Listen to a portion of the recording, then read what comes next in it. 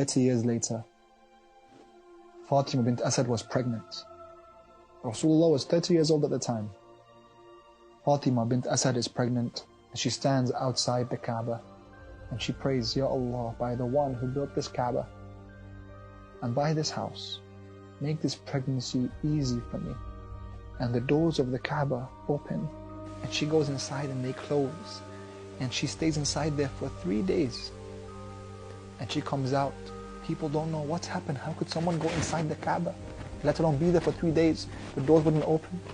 She comes out with a baby, this new baby, who the Prophet had been waiting for.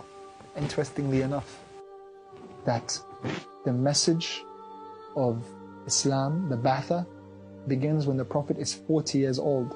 And so Imam Ali alayhi salam is 10 years old, of mature age, to stand by him. That the message was meant for Rasulullah to propagate and Imam Ali to defend in the very beginning.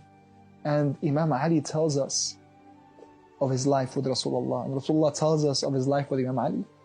And Imam Ali's eyes stayed closed when he was a newborn baby until Rasulullah took him into his hands, and the report says that he opened his eyes, the first face he saw was the face of Rasulullah. And so Prophet Muhammad says, أَخَصَّنِي بِالنَّظَرِ فَخَصَّصْتُهُ بِالْعِلْمِ. He chose me to be the first one that he looks at, and so I choose him to be the one to give my knowledge to.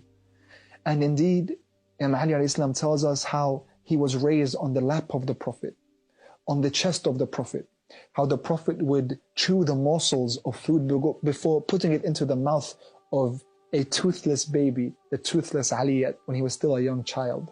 How Rasulullah raised him, would sleep next to him in the cradle. Of course, Rasulullah, when he was 29, 30 years old, he was still living in the house of Abu Talib.